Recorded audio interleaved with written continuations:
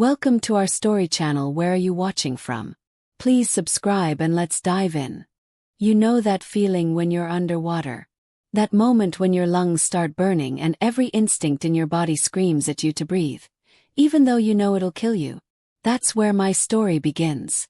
Sinking to the bottom of Lake Thornwood in my wheelchair, listening to the muffled voices of my family celebrating my death above the surface. She's gone. Finally. That was Rebecca, my cousin. The girl who taught me how to braid hair when we were 7. The same Rebecca who stood as my maid of honor at my wedding. Sweet, innocent Rebecca with her perfect smile and her yoga instructor voice. $11 million, baby. Split 3 ways. That's over $3 million each. Marcus, my husband. The man who promised to love me through sickness and health, for better or worse. Funny how worse apparently meant, until there's money involved. Can you two shut up? Let's get out of here before someone sees us. We need to wait at least 20 minutes before we call the police. Make it look real. David. My brother. My big brother who used to scare away bullies and teach me how to ride a bike. The same David who was now timing how long to wait before reporting my murder. As my wheelchair settled into the mud at the bottom of the lake, as the cold water pressed against my chest and my lungs screamed for air, I thought about how I'd gotten here. And more importantly, I thought about how I was going to make them pay. But let me back up. Because this story, it doesn't start with betrayal. Starts with tragedy. And you need to understand how I went from a professional dancer with the world at my feet to a woman in a wheelchair worth $11 million. You need to understand everything if you're going to appreciate what comes next. 18 months before I hit that water, I was someone completely different. My name is Lily Chen, and I was a principal dancer with the Metropolitan Ballet Company. Not to brag, but I was kind of a big deal. I'd worked my entire life for that position. Ballet classes since I was 4, countless injuries, eating disorders, the whole painful journey that dancers go through. But I'd made it. At 31 years old, I was living my dream. Marcus and I had been married for 6 months. We'd met at a charity gala 3 years earlier. He wasn't into ballet. He was a corporate lawyer who preferred football and action movies, but he supported my career. Or so I thought. He came to my performances, smiled for the photos, played the role of the supportive husband. Looking back now, I can see the signs. The way he'd check his phone during my shows. How he'd change the subject when I talked about upcoming performances. The barely concealed irritation when I had to miss dinner parties because of rehearsals. But love makes you blind, doesn't it? You see what you want to see. The accident happened on a Tuesday night in March. I remember because it was supposed to be my night off, but our lead in Swan Lake had called in sick, and I'd agreed to fill in. The show had gone perfectly. I was riding high on adrenaline and applause, already in the Uber heading home to celebrate with Marcus. The driver's name was Tom. He was a part-time driver, full-time truck driver for Morrison Shipping Company. Nice guy. We'd been chatting about his daughter's school play. He'd been on the road for 16 hours straight, pulling a double shift because Morrison was understaffed and pushing their drivers too hard. I never saw the truck that hit us. Tom fell asleep at the wheel for just 3 seconds. 3 seconds. That's all it took. He drifted into the oncoming lane, and a semi-truck carrying industrial equipment slammed into the driver's side at 60 miles per hour. Tom died instantly. The doctors told me that later, like it was supposed to make me feel better. Like knowing he didn't suffer would somehow balance out the fact that my legs would never work properly again. I woke up 6 days later in Mercy General Hospital. Marcus was there, holding my hand, looking exhausted and worried. My brother David was pacing by the window. Rebecca sat in the corner, crying quietly. "Lily," Marcus said when he saw my eyes open. "Thank God. You're awake." I tried to sit up, but nothing happened. I couldn't feel my legs. "What?" My voice came out as a croak. "What happened to me?" The doctor, a kind-faced woman named Dr. Sarah Patel, stepped forward. "Lily, you were in a serious accident. The impact caused severe trauma to your lower spine. The good news is you're alive. The challenging news is that you've lost mobility in your legs. We've run extensive tests, and while the damage is significant, it's not a complete spinal cord severance. There's a small chance, that with aggressive physical therapy you might regain some function. But I need you to prepare yourself for the possibility that you might be using a wheelchair permanently. Permanently. That word echoed in my head like a death sentence. My career was over. Dancing, the only thing I'd ever been good at, the only thing I'd ever loved, was gone. Just like that. 3 seconds of someone else's mistake, and my entire life had been erased. I should tell you that I handled it gracefully, that I was brave and inspiring and all those things people expect from tragedy survivors. But I'd be lying. Fell apart. For 3 months I barely spoke. I went through physical therapy like a robot, doing the motions but not really trying. What was the point? Even if I could walk again, I'd never dance. My body, the instrument I'd spent 27 years perfecting, was broken. Marcus tried to help in his way. He'd bring me flowers and magazines. He'd talk about his cases at work, trying to keep things normal. But I could see the frustration building in him. The way his jaw would tighten when I'd refuse to eat. The heavy sighs when I'd turn away from him in bed. "You're giving up," he said one night, about 4 months after the accident. "The Lily I married would have fought." "The Lily you married could walk," I shot back. "She's gone." He left the room without another word, and I heard his car pull out of the driveway 10 minutes later. He didn't come home until 3 in the morning. I didn't ask where he'd been, and he didn't offer an explanation. That was when our marriage really started to break down. But I was too consumed by my own grief to notice. 8 months after the accident, my lawyer called with news that should have been good. Morrison Shipping Company was settling the lawsuit.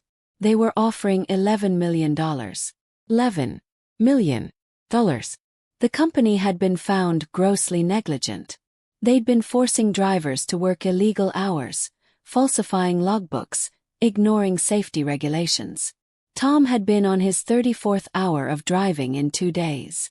The case was so clear-cut that Morrison wanted to settle quickly and quietly before it became a bigger scandal. My lawyer, a bulldog of a woman named Patricia Vance, had negotiated brilliantly. "This money will take care of you for life," she said. "You'll never have to work again. You can afford the best medical care, the best therapies, anything you need." I should have been happy. Instead, I felt numb. No amount of money could give me back my legs, my career, my life. But everyone else seemed thrilled. Marcus became attentive again overnight. Suddenly he was home every evening cooking dinner, asking about my day. He started researching experimental treatments and expensive rehab facilities. "We can afford the best now," he kept saying. "We'll get you walking again." David called 3 times a week instead of once a month. He'd always been the successful one in our family, a real estate developer who'd made his own millions by his mid-30s. But I could hear something different in his voice now. A kind of eager friendliness that hadn't been there before. And Rebecca. Sweet Rebecca moved into our guest house, temporarily, to help take care of me.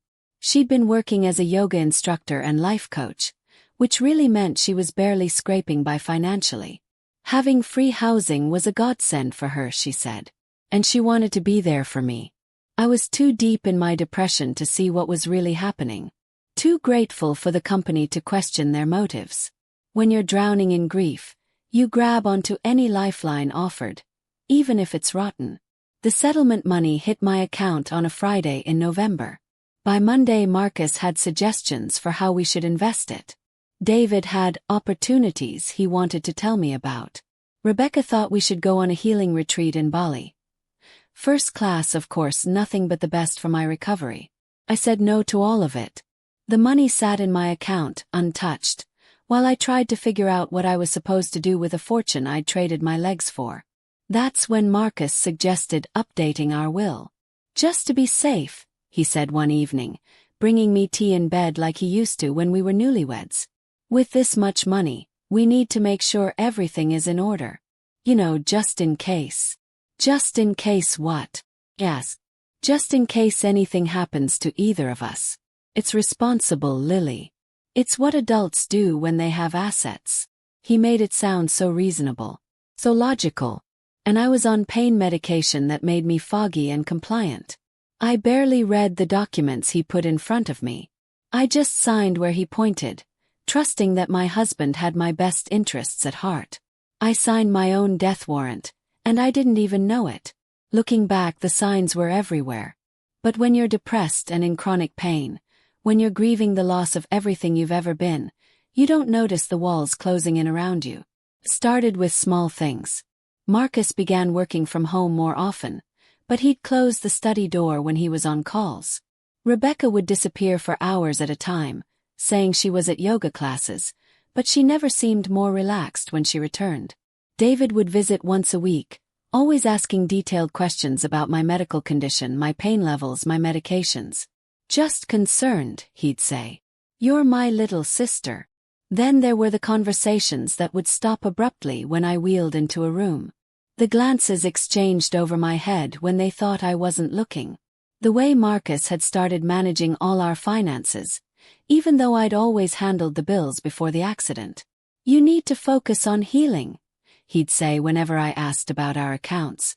"Let me take care of the boring stuff." Let him.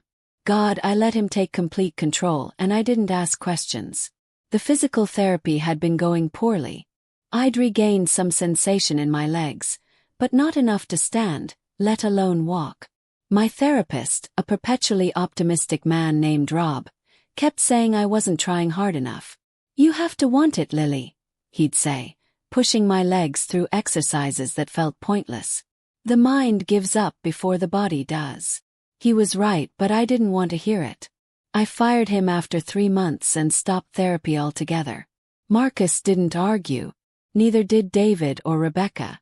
In fact, they seemed almost relieved. That should have been my first real warning. The second warning came on a Tuesday night in February, almost a year after the accident. I couldn't sleep, the pain was bad that night, so I wheeled myself to the kitchen for water. It was 2 a.m, and the house was dark and quiet. Or so I thought. As I approached the study, I heard voices. The door was closed, but not all the way. A sliver of light cut across the hallway floor. "Can't wait forever."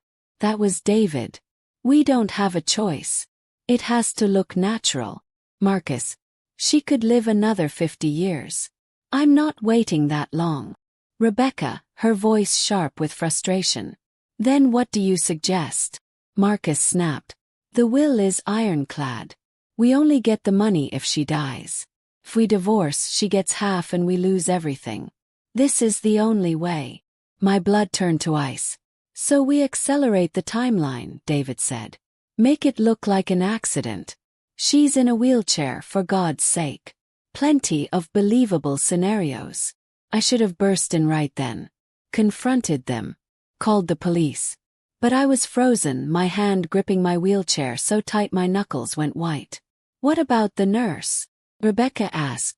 "If we get her one of those live-in medical people, they'll be watching too closely." "That's why I keep telling Lily she doesn't need one," Marcus replied. "She's capable of handling her own care. We don't need outside interference." "Fine. But we need to decide soon. I'm drowning in debt, and I can't keep waiting for my inheritance." I made a noise. I don't know if it was a gasp or a sob, but it was loud enough. The conversation stopped abruptly. Footsteps approached the door. I wheeled backward as quietly as I could, my heart hammering so hard I thought they'd hear it.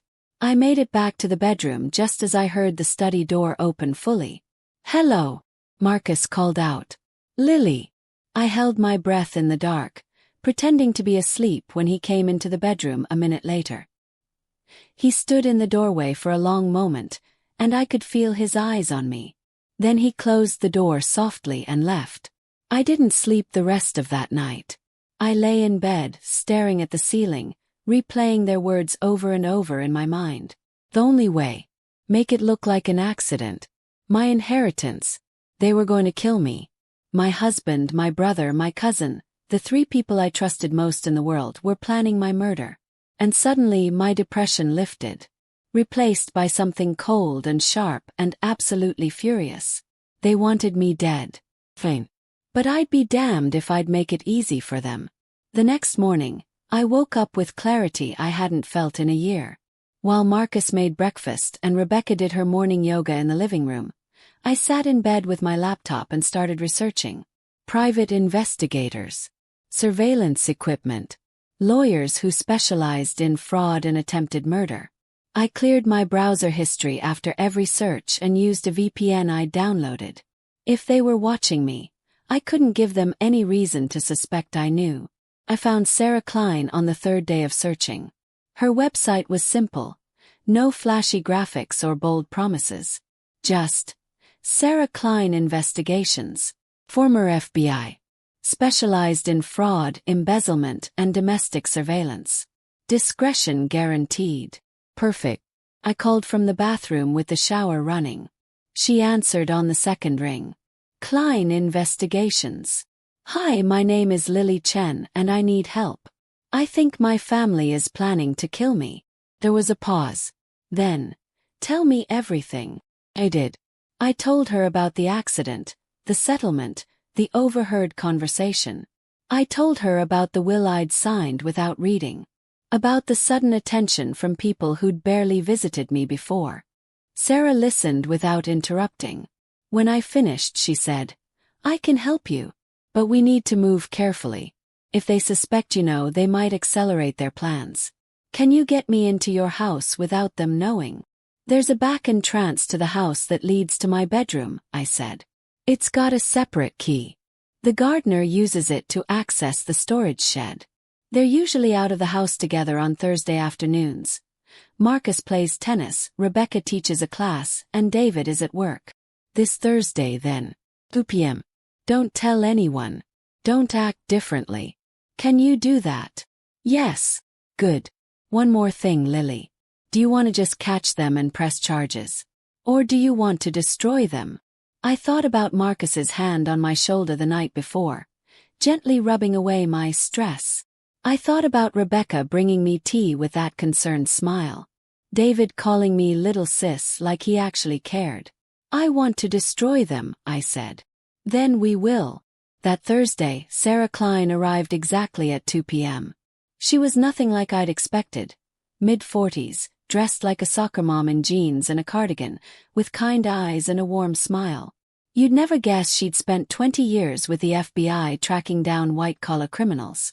Let me see this will, she said, settling into the chair across from my bed. I pulled it up on my laptop. Marcus had emailed me a copy, for my records. Sarah read through it, her expression darkening with every paragraph. Lily, this is bad. How bad? If you die, everything goes to Marcus, David, and Rebecca in equal shares. All $11 million. And there's a clause here, did you see this? If you become mentally incapacitated, Marcus gets power of attorney over all your assets and medical decisions. My stomach dropped. What does that mean? It means they don't even have to kill you. They could have you declared mentally incompetent, depression, PTSD from the accident, medication dependence. They could lock you away in a facility and drain your accounts, and there's nothing you could do about it. Can they do that? With a sympathetic doctor and this will? Absolutely. And I'm betting they already have someone lined up. Felt sick. The walls of my beautiful bedroom, the room Marcus had renovated after the accident, saying he wanted me to be comfortable, suddenly felt like a prison. What do I do? Sarah pulled out her phone and started typing. First, we invalidate this will. I have a lawyer I work with who can create a new one immediately. We'll make sure it's completely different from this one. Leave everything to charities, medical research, whatever you want. But nothing to them. Won't they notice if I suddenly change my will? Not if we don't file it yet. We'll have it prepared and waiting. Then we gather evidence. I'm going to set up surveillance in your house. Cameras and audio in every room. Hidden, completely undetectable. We need them on record discussing their plans. They're careful. They only talk late at night when they think I'm asleep. Then we'll catch them late at night. Sarah leaned forward. But Lily, I need to know, are you sure you want to do this? Once we start, there's no going back. And you need to be prepared for what we might find. These people you love, you're going to hear and see things that will break your heart. My heart is already broken, I said. Now I want justice. All right then. Let's get to work. Over the next 2 weeks, Sarah transformed my house into a surveillance center. She came when the others were out, moving like a ghost through the rooms. Tiny cameras went into smoke detectors, air vents, picture frames. Audio devices were embedded in furniture, light fixtures, even the potted plants. They'll never find these, she assured me. And everything feeds to a secure server I monitor 24/7. If they say anything incriminating, I'll have it. But surveillance was only the first part of Sarah's plan. We need to know what they've been doing with your money, she said. Has Marcus shown you any bank statements? Investment portfolios? No. He handles everything. That's what I thought. Give me access to your accounts, passwords, security questions, everything. I need to see what he's been up to. It took Sarah 3 days to break through the layers of security Marcus had apparently added to my accounts. When she finally got in, her face went pale. Lily, you need to see this. She turned her laptop toward me. On the screen were my bank statements. The $11 million settlement had come in 10 months ago. According to the statements, there should have been maybe $10.8 million left after taxes and some basic expenses. The actual balance was $6.2 million. Where did the rest go? I whispered. Sarah pulled up more documents. Marcus has been making transfers. Look. $200,000 here to a company called Apex Investments. That's David's firm. Another $500,000 to an offshore account in the Cayman Islands. And these monthly withdrawals. $50,000, $75,000, sometimes more. All approved with your digital signature. But I never approved those. I know. He's been forging your authorization. It's all done electronically, so there's no handwriting to compare. And look at this. She clicked to another document. He's taken out a $2 million life insurance policy on you. Beneficiary. Marcus Chin. The room spun. So even if they can't access the full $11 million through the will, he gets $2 million from the insurance. Exactly. And insurance companies pay out for accidental death. A drowning, a fall down the stairs, a medication overdose. Those all look like tragic accidents for a disabled woman suffering from depression. He's been planning this for months. At least. Probably since the day the settlement came through. I thought about all those evenings Marcus had brought me tea. The pills he'd hand me with a glass of water, telling me they'd help with the pain. Had he been slowly drugging me? Getting me dependent so he could claim I was mentally unfit? There's more, Sarah said quietly. I pulled Rebecca's financial records. She gave me permission to access anything I needed.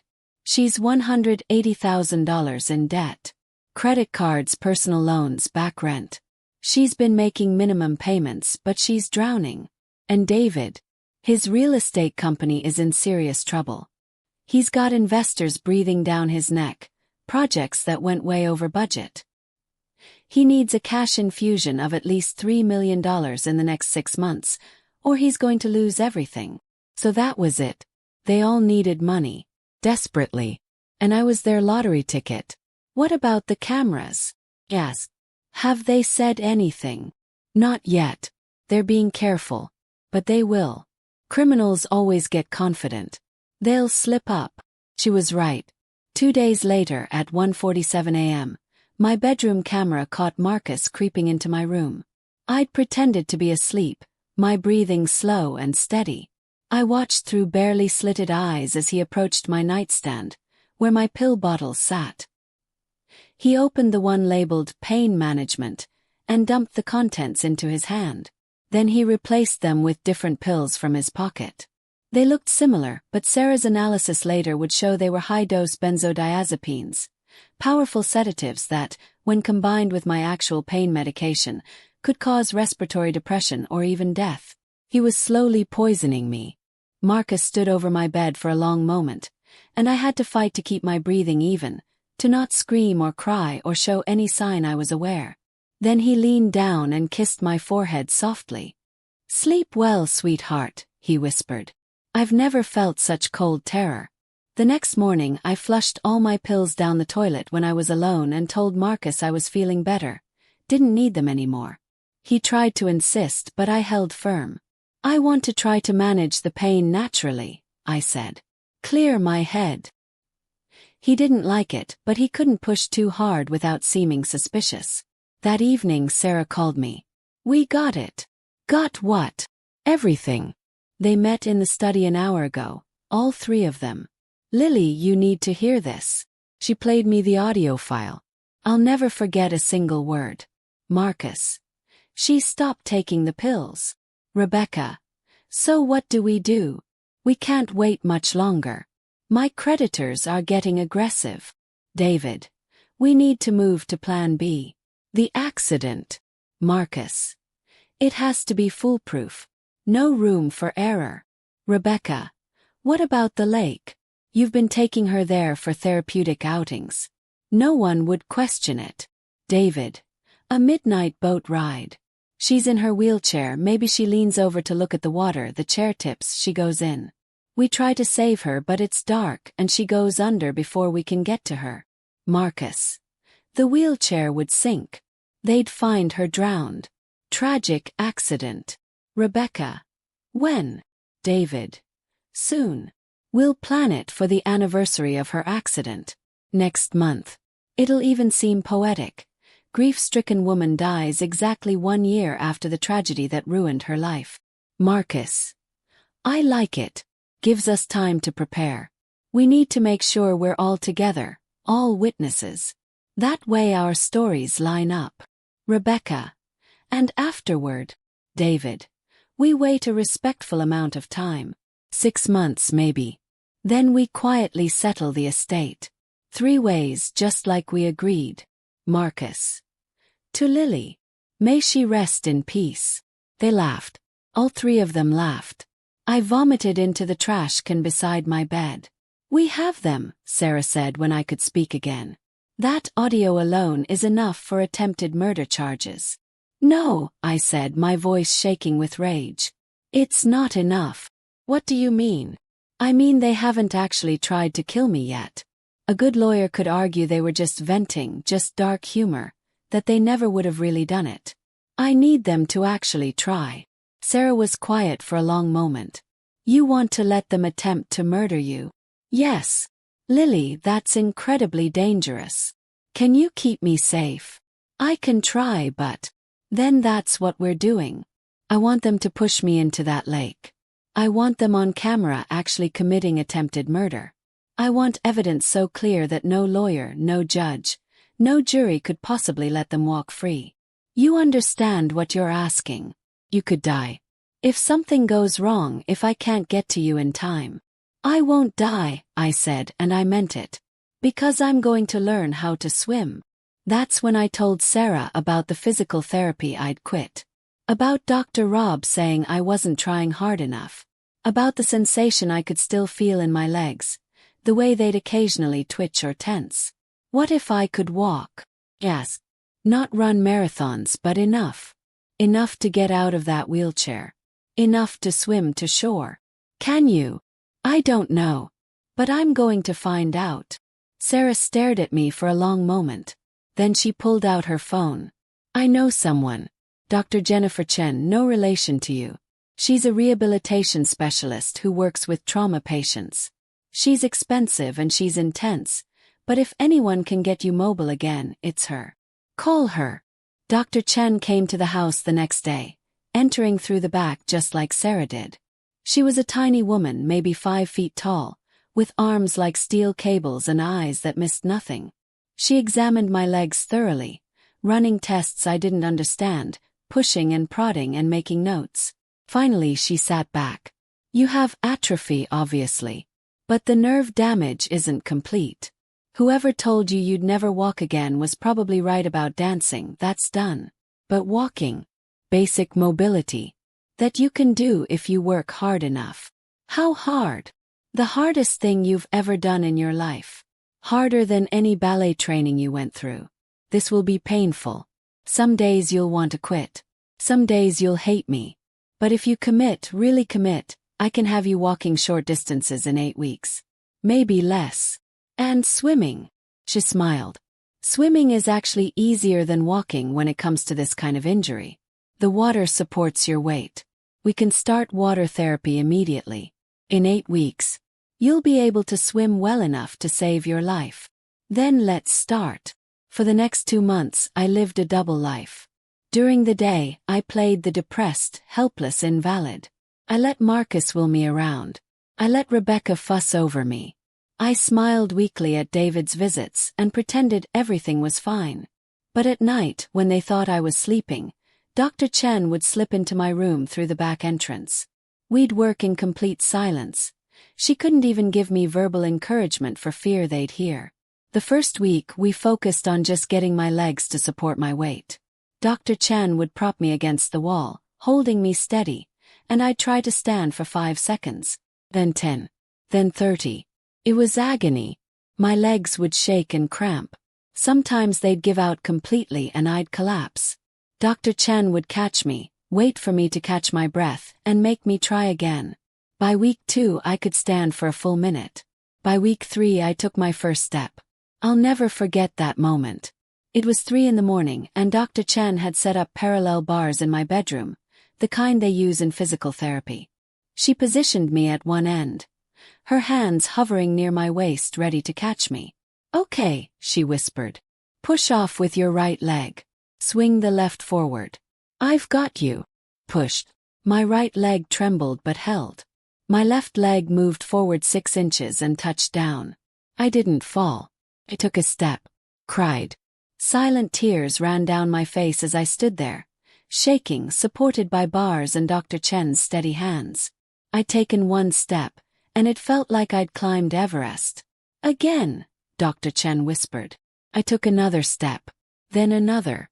By the time the sun rose, I'd walked the length of the parallel bars 3 times. We also worked on swimming. Every Thursday when the others were out, Dr. Chen would help me into our pool. She'd gotten me a wetsuit to protect against the cold and built up my strength gradually. First just floating, then arm movements, finally kicking with my weakened legs. "You're not going to win any races," Dr. Chen said after a particularly brutal session in week 5. "But you can keep yourself afloat and move through the water. That's all you need. What about getting out? If I'm in a lake, we'll practice that too." She set up a mock scenario in the pool, had me submerge myself fully, then swim to the shallow end and haul myself out using just my arms. It was exhausting and the first dozen times I failed. But by week 7 I could do it consistently. "You're ready," Dr. Chen said on our final session. "I mean it, Lily. You're incredible. Most people with your injury would never have gotten this far. Most people aren't being hunted by their family." She didn't laugh. "Are you sure about this plan? Even with all your preparation, something could go wrong." "I'm sure." The anniversary of my accident was in 3 days. Sarah had the entire lake area surveilled, cameras in the trees, audio equipment in the boat dock, even an underwater GoPro she'd attached to a rock near where they planned to push me in. She'd also hired backup, 2 off-duty police officers who were friends of hers, both excellent swimmers, hiding in position to help if needed. And she'd be there herself, watching everything from a surveillance van parked a quarter-mile away. "At the first sign of trouble, I'm calling it off," she warned. "Your safety comes first." Understood. The will was ready too. Sarah's lawyer friend had prepared a new one, leaving everything to the Spinal Injury Research Foundation and several other charities. It was signed, notarized, and filed with a lawyer who'd been instructed to release it only after my death or at my explicit request.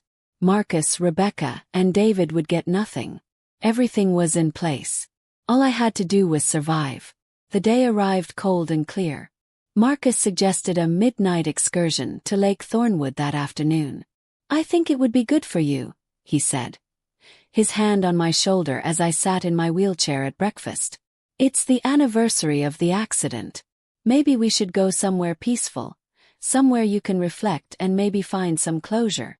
All of us. Yes. Yes. David and Rebecca want to come too. We all want to support you through this difficult day. I looked up at him, this man I'd married, this man I'd trusted with my life, and I smiled. That sounds lovely. Thank you. His eyes softened. For just a moment I wondered if maybe I'd been wrong. Maybe they wouldn't go through with it. Maybe it had all just been angry talk, frustration that they'd never really act on. Then Rebecca walked in and said, "Should we bring champagne? We could do a toast to new beginnings." And I knew they were absolutely going through with it. We left at 11 p.m. Marcus wheeled me to the car, so gentle and careful. David drove his Range Rover, with Rebecca in the passenger seat chattering nervously about the stars and how beautiful the lake would be at midnight. I had my phone in my jacket pocket, connected to Sarah's surveillance system. She could hear everything we said, see everything through the camera I'd hidden in my wheelchair side pouch. The drive took 30 minutes. 30 minutes of them discussing the weather and whether the boat motor would start, and wasn't it nice to all be together as a family. We arrived at the lake at 11:43 p.m. David parked in the small lot by the public dock. There were no other cars. Sarah had made sure the area was closed for maintenance that night through a friend in the parks department. "It's so quiet," Rebecca said, and I could hear the nervousness in her voice. She was having second thoughts, but not enough to stop. Marcus wheeled me down the wooden dock. It stretched 50 feet out into the dark water, old boards creaking under the wheels. I could see the boat tied at the end, a small motorboat Marcus had rented for the occasion. Thanks for watching part 1. Please subscribe and comment for part 2.